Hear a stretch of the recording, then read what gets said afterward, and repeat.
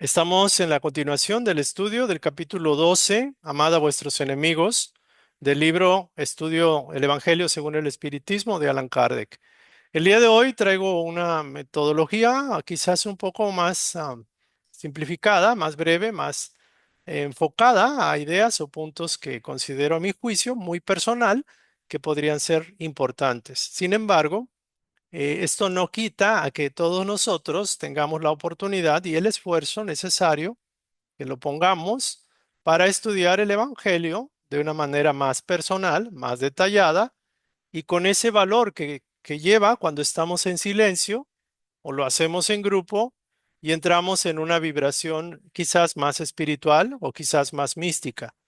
Sin embargo, creo yo que ya estamos en la posibilidad de entenderlo y de tratar de interpretarlo en la práctica, la parte devocional, la parte espiritual, por decirlo de alguna forma, la parte sensible o sensitiva de este estudio se puede hacer propiamente en la meditación, en el trabajo diario, en la reforma moral o personal y sobre todo en el trato con nuestros semejantes.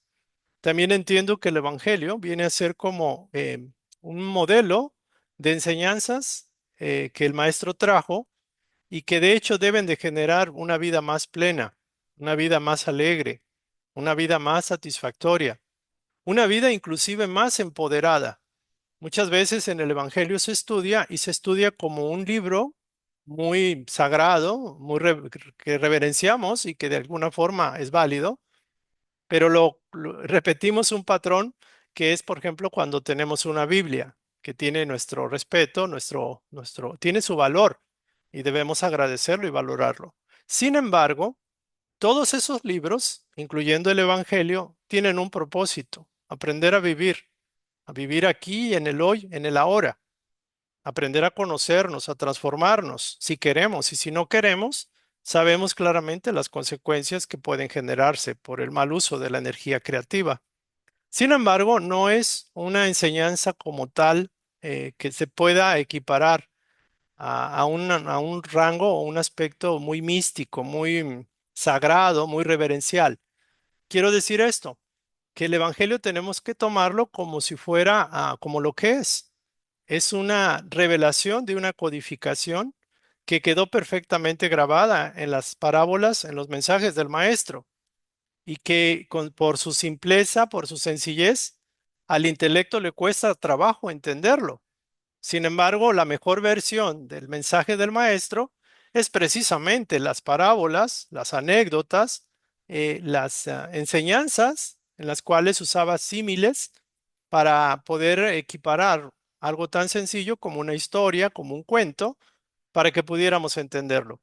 Entonces, curiosamente, los espíritus lo que hicieron simplemente es reinterpretar o interpretar desde su óptica una visión quizás ampliada, quizás renovada, quizás para nuestra época moderna. Sin embargo, es importante. El Evangelio, según el espiritismo, fue escrito para actualizar nuestra moralidad, para transformarnos, para evolucionar y recordar que el aspecto espiritual no difiere del aspecto material, del aspecto físico. El espíritu, el espiritismo o la espiritualidad tiene que verse en el trabajo, en la escuela, en el día a día, en las labores más mundanas que el ser humano pudiera tener, en las alegrías sencillas y naturales, en el entendimiento de que somos humanos y erramos y que no se espera que seamos perfectos. Es más, quizás no sea conveniente ser perfectos en el sentido estricto, porque podemos perder la naturalidad del ser humano, que es ambivalente, que es multifacético y que de alguna forma tiene un propósito el que sea así. Con ello no quiero decir que validemos el mal, pero es necesario muchas veces que vivamos esa experiencia, que comprendamos el efecto del mal en nuestra propia experiencia. Entonces todo se reduce a la unidad, todo se reduce al amor, todo se reduce al entendimiento y hacer traducir la sencillez del mensaje del maestro en nuestro lenguaje un poco más académico, más acorde a nuestra civilización y a nuestro modelo cultural. Pero bueno, para fines prácticos, el objetivo es eso. conocernos y aprender a vivir plenamente y ser un sol para todos, para nosotros mismos en particular. Muy bien, bueno, esta es una pequeña introducción, es una inspiración que me llegó, que tenía que decirlo y lo estoy diciendo. Capítulo 12, amad a vuestros enemigos, la venganza. Ante todo, podríamos pensar que la venganza, ¿qué es?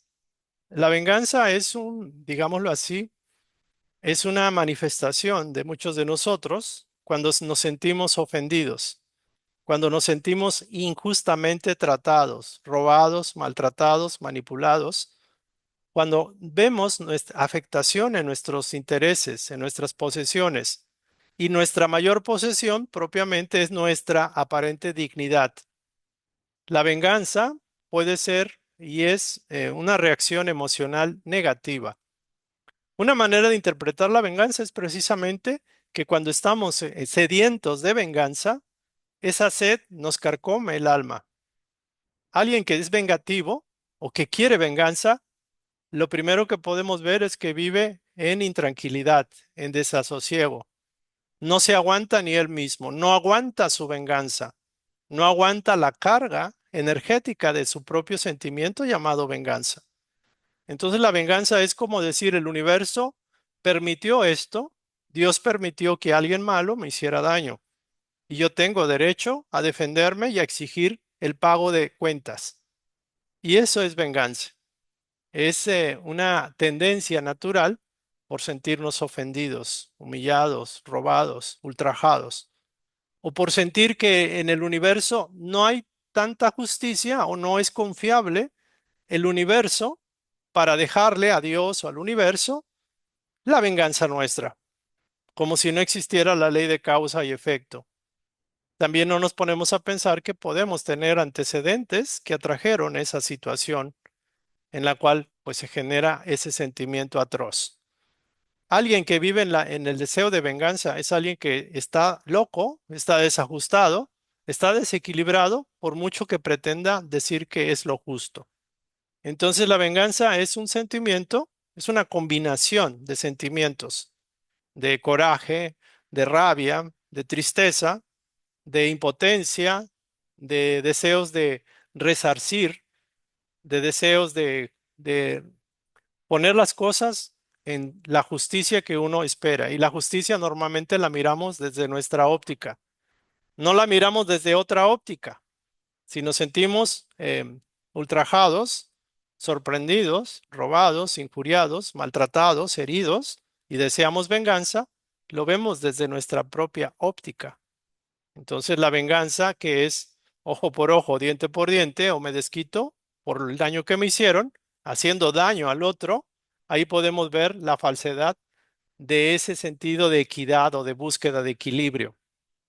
Internamente la venganza puede ser eso, aparentemente una búsqueda de equilibrar las aguas, ajustar su nivel, pero no se permite ni se deja que las aguas, por su propio cauce, por su propia gravedad, lo logren.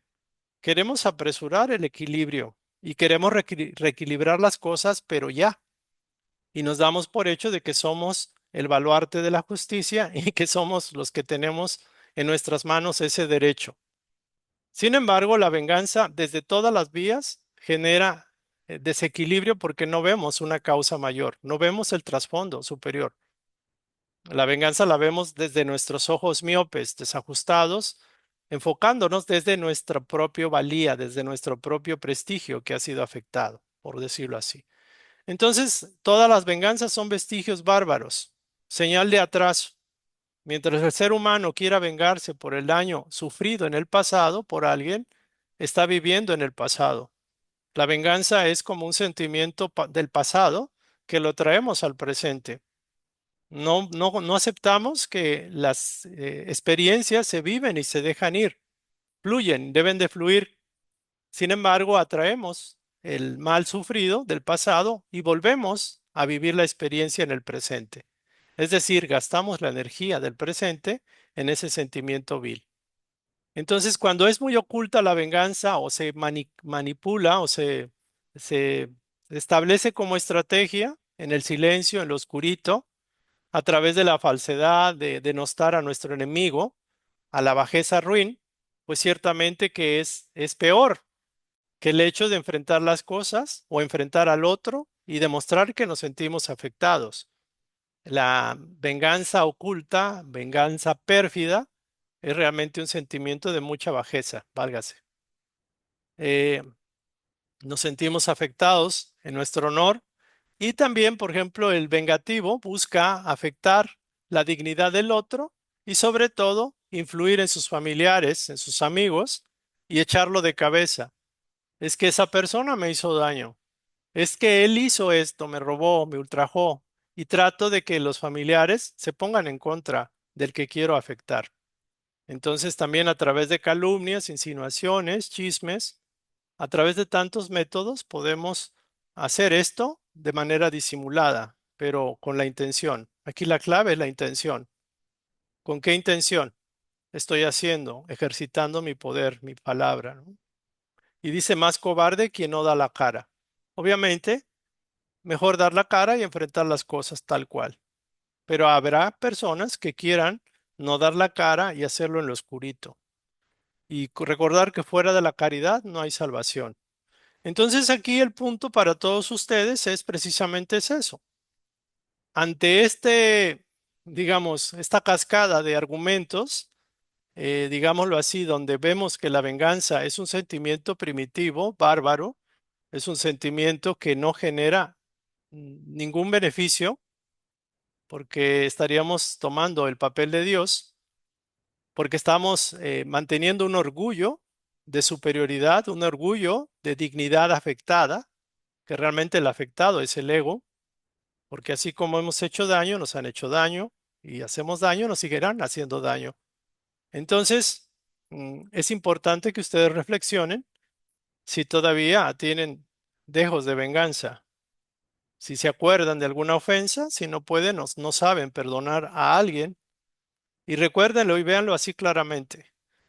Somos doblemente ignorantes, por decir una palabra que sea no ofensiva, porque por un lado eso sucedió en el pasado y por otro lado, la venganza, como la falta de perdón o el resentimiento, afecta al presente. Y por ley de energía, la energía va a donde tu atención se pone, vas a atraer circunstancias mayores a la misma, o sea, de la misma naturaleza. Entonces, muy importante cuidar la cualidad o la calidad de la energía. El detalle es que no estamos conscientes de que estamos siendo manipulados por un sentimiento atroz, propiciado por nuestro yo menor, nuestro ego. Obviamente, no es fácil perdonar, no es fácil soltar, no es fácil dejar de vengarse o soltar el sentido de la necesidad, entre comillas, de venganza. ¿Por qué? Porque no estamos acostumbrados, porque no hemos aprendido los principios elementales de la energía y por sentido común deberíamos intentarlo hacer. Entonces, este concepto de soltar la venganza es para personas bastante evolucionadas a nivel moral, a nivel de evolución. Una persona que está todavía en estado primitivo y que quiere desquitarse por cualquier ofensa y que no controla su emotividad o no controla sus reacciones instintivas, viscerales, de autoprotección, pues es una persona que tiene un atraso tremendo y por ende va a sufrir y va a padecer mucho el sentimiento de resentimiento, de odio, de venganza. Y por otro lado no se da cuenta que está echando a perder su vida en el presente. Y por otro lado no sabe que está trayendo circunstancias que amplifiquen ese estado. Y se vuelve una situación, una cadena, un círculo vicioso, un ciclo, que difícilmente va a salir de él hasta cuando ya mismo se venza a sí mismo. Entonces, a través del dolor y del sufrimiento que nadie lo desea. Pero la venganza también es un sentimiento que afecta el sistema inmunológico, afecta nuestro equilibrio, nuestra armonía. Y luego la persona dice, pero ¿por qué no puedo lograr mis deseos? ¿Por qué no puedo obtener mis deseos? ¿Por qué? Porque los deseos nacen de la conciencia y son asfixiados y son intoxicados por la venganza, por el resentimiento, por el miedo, por la duda. Entonces, la lógica es la lógica. La energía que es pura y que está canalizada y que no tiene interferencias, va y cumple su propósito. Este es el objetivo, es la forma en que los seres elevados trabajan. Y aquellos que estamos todavía en estado primitivo, pues todavía no entendemos. Solo sabemos que no sabemos nada, pero seguimos haciendo las cosas mal, quizás. Muy bien. Esta es una interpretación muy personal. Espero pues, que al menos me den la oportunidad de exponerla. Y bueno, el estudio ahí está. El otro punto que toca la instrucción es el odio, así como la venganza. La venganza es un odio que busca resarcir una necesidad, que busca resarcir una ofensa. El odio es un resentimiento o un sentimiento resentido o requemado. ¿Por qué odiamos a alguien? Por lo que nos hizo, lo que nos robó, lo que nos vio la cara, por lo que nos sentimos ofendidos. Entonces, en una enseñanza mayor, se dice que el que se siente ofendido, técnicamente, no es el yo divino, no es el observador. El que se siente ofendido es el personaje que de alguna forma le gusta vivir en esas relaciones tóxicas porque le da rienda suelta a su expresión, a su impulsividad.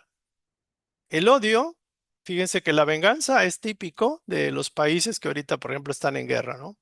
O de las razas y las naciones, o de las familias, o de los familiares, o personas que están en conflicto. ¿Y por qué tienen tanto odio al otro? No se dan cuenta que el proyectar odio es quemar su vida y a la vez intentar dañar al otro. El odio también es un elemento primitivo de personas primitivas. Alguien puede decir, bueno, es que yo quiero odiar.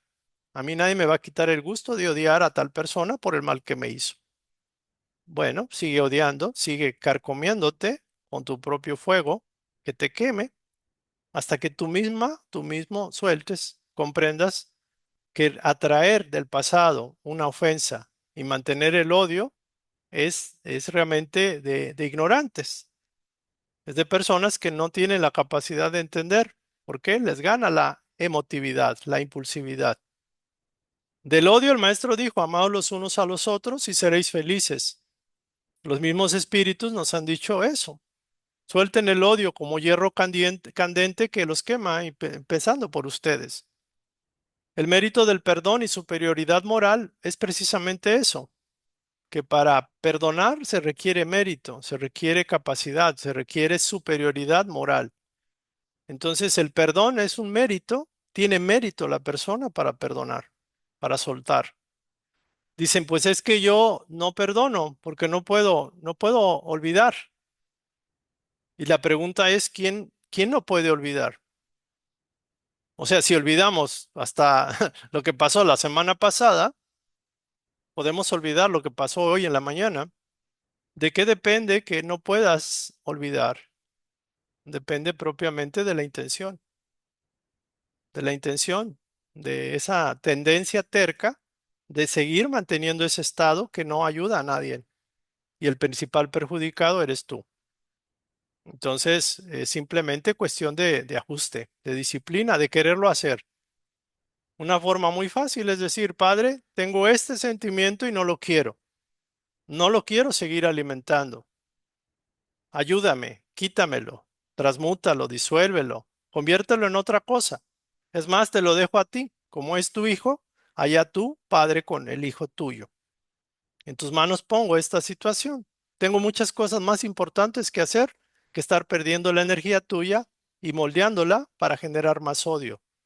Entonces el avispero va a traer más avispas de la misma calidad, de la misma toxicidad. Y tus deseos van a quedarse estancados. Tus deseos se van a ver bloqueados y no te quejes de por qué tu vida es un infierno. Por eso mismo, sigues alimentando una energía discordante, el odio, que nada tiene que ver con el amor. Entonces el odio, el resentimiento, el conflicto con el otro, es una prueba por superar de toda la humanidad, no de uno solo. Generamos grandes cantidades, emanaciones energéticas de odio en la atmósfera terrestre y la Tierra no va a aguantar tanto. El amor nos acerca a Dios, pero el odio nos aparta de Él. Realmente no es que nos aparte de Él o que el Padre se sienta ofendido. El odio realmente es una capa que nosotros interponemos entre Dios y nosotros, porque Dios nos ama con todo y el odio que tengamos. Lo cierto es que el amor sintoniza a Dios, nos sintonizamos al Dios interior.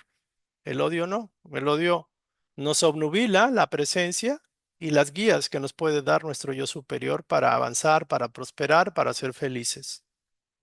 Bueno, pasamos finalmente al duelo, lo que les comentaba, el duelo es una situación que ya no se ve, al menos actualmente. El duelo era una situación donde alguien se sentía ofendido y batía en duelo al otro, lo desafiaba para estar en duelo y buscaban sus padrinos, sus pistolas y en un paraje X, en un parque, en algún lugar, se ponían y caminaban en sentido opuesto, primero dándose las espaldas para en un momento dado, a tal momento, a tales pasos, voltearse y uno mataba al otro, los dos se mataban, pero bueno, de ese duelo no salía nada bueno. Pero el duelo tenía el fundamento de que era lavar la honra, o era que no había otra forma más que con sangre se lava la honra. Y eso es una estupidez tremenda, porque curiosamente, eh, ¿cómo vamos a resolver algo derramando la vida, la sangre del otro? O sea, es una locura, es algo muy absurdo. Lo que nos dicen es seguir adelante porque tienes cosas mejores que hacer. No te detengas en este sentido de autoprotección, de sentirte ofendido, de sentirte víctima, de sentirte que tú eres el afectado del universo, que todos los truenos caen contigo, los relámpagos caen en ti. Todo mundo pasa experiencias y en este plano nos fortalecemos ante la adversidad. Siempre habrá espinos, siempre habrá situaciones que no están previstas, pero también hay rosas que aromatizan tu camino. También hay agua que calma tu sed, también hay alimento que sacia tu hambre. También tienes un cuerpo, tienes un techo, tienes afectos maravillosos. Entonces no digas y no te enfoques únicamente a las espinas de la rosa, porque toda rosa normalmente tiene espinas. Enfócate en lo alto y no en lo bajo de la rosa. Entonces, seguir adelante ante las inclemencias del camino, sacudirte de aquello que no va contigo. En este sentido, el duelo, el homicidio cometido es un duelo, en un duelo es un crimen. El homicidio es la muerte del otro, es matar al otro. Mientras la mano de los hombres derrame una gota de sangre humana en la tierra, no habrá llegado a ella el verdadero reino de Dios y el reino de la paz y el reino del amor. Es curioso que en la tierra cuánta sangre recibe de hermanos contra hermanos. Es una barbaridad lo que pasa en la tierra.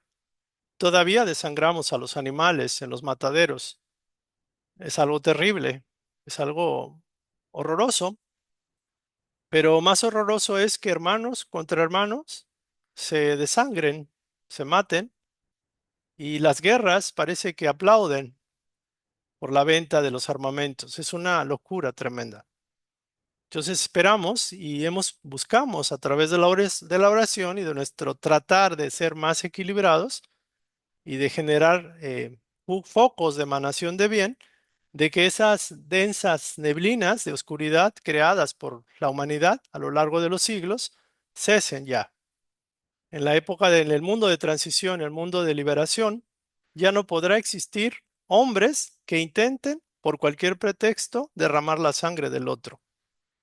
Imaginen la tierra, la madre tierra que nos sustenta y que nos da alimento, cómo ve, cómo tiene que recibir la sangre derramada de sus hijos por otros hijos. O sea, Caín matando a Abel otra vez y repitiéndose tantas veces. Es tremendo, es bárbaro. ¿Por qué no se ponen a pensar que al que están matando puede ser su padre, su hermano, su hijo? Es increíble que no tengamos esa comprensión y que nos dejemos llevar por líderes obnubilados en la egolatría, en la vanidad, en el orgullo, y con esa intención, pues sigamos matando. Es terrible. Sin embargo, dice así, el reino de Dios está dentro de nosotros y hagamos lo que nos corresponde. Defendamos la vida, valoremos la vida, propiciemos el nacimiento de los niños, por ejemplo, evitando el aborto, en lo posible que las condiciones lo establezcan, en el sentido de la salud de la madre, por ejemplo, y tratemos de ser elementos de vida. propiciando la vida. Mm, Las guerras es lo más atrasado de esta humanidad. ¿De qué le sirve tanta tecnología, tanta capacidad de matar por millares? ¿De qué le sirve tanto conocimiento? El ser humano tiene mucho que aprender todavía. El duelo, al igual que el suicidio, es una demostración de cobardía moral. Así lo dice el espíritu. Sin embargo, es interesante que en algunos casos, por ejemplo, de suicidio, hay atenuantes. Aquellos que buscan o que pretenden salir por la puerta falsa, pues realmente son personas que no conocen esta enseñanza, no conocen la continuidad de la vida, no entienden la etapa de prueba que están viviendo. Y debemos tener compasión y solidaridad con estos hermanos, tanto los que cometieron el suicidio como aquellos que inconsciente o conscientemente están en esa vía, en esa intención. En el duelo pretenden salvar su honor matando a su hermano, ciertamente. Eso era antaño en el duelo. Si la ley amenaza con su justicia al que diga raca, es como necio. Fíjense que si la ley divina amenaza con ejercer su justicia a aquel que le dice raca a su hermano, ¿cuánta severidad mayor tendrá? ¿Con cuánto penalizará aún más al que haya derramado su sangre? Entonces, si a nosotros nos enjuician por decir tonto, necio, estúpido a nuestro hermano, imagínense aquel que osa derramar su sangre. Dice finalmente, oh estúpido amor propio, tanta vanidad y loco orgullo. ¿Cuándo serás capaz de reemplazarlas por la caridad cristiana, por el amor y la humildad que Cristo enseñó y ejemplificó? ¿Hasta cuándo? Ya llevamos 2000 años. Al menos el duelo ya no existe como costumbre, pero todavía existe la guerra. Sutilmente el resentimiento, el odio, el no querer, no aguantar, no tolerar al otro, el aborrecer a su hermano. La ley es eterna, no hagas a otro lo que no quieras que te hagan y trata al otro como tú deseas ser tratado.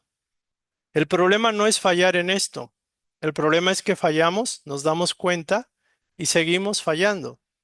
Y no buscamos rectificar la intención, no buscamos cambiar, implementar estas normas tan sencillas. El problema no es equivocarnos, regarla una y otra vez. El problema precisamente es eso, que asentimos, que aprobamos nuestro propio desvarío, nuestra propia desviación moral. Y eso, pues ciertamente aquel que sabe se le pedirá más. Recuérdenlo. El próximo capítulo es el 13, que no sepa tu mano izquierda lo que da tu mano derecha.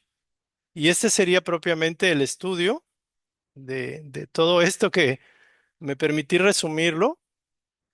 Digo, salieron algunas cosas que no las tenía contemplado, pero espero que muevan un poquito a la reflexión y que ciertamente nosotros no estamos en guerra ni no estamos derramando la sangre de nuestro hermano.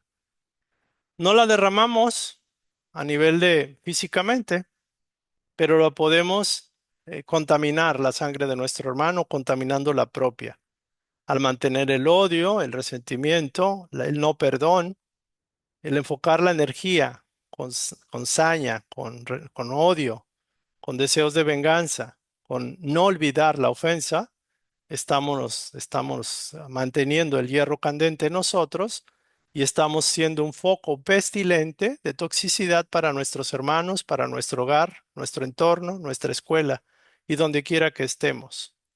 Entonces, no hagamos al otro lo que no quisiéramos para nosotros. Esa es la conclusión el día de hoy. Y lo que no podamos, entregarlo a Jesús, que para eso está. Él nos dijo, mi carga, aprended de mi yugo, compartirme vuestra carga, que yo he vencido al mundo y aquí para eso estoy. Entonces, aquí terminamos la instrucción. Gracias a los compañeros que continúan en el estudio presencial, voy a terminar la charla. Espero que les sirve, que les guste este nuevo formato. Es un poco más ligero, más rápido, más ameno.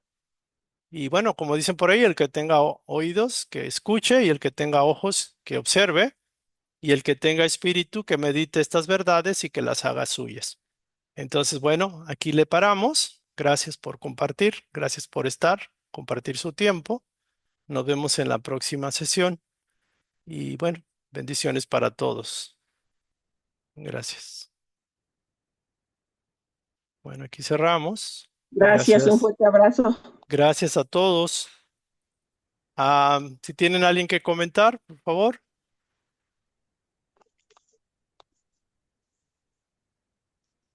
Pues A ver, yo que daré un todo. poquito más. Ah, perdón, perdón. Sí, sí, Permíteme está bien, tantito. Pati.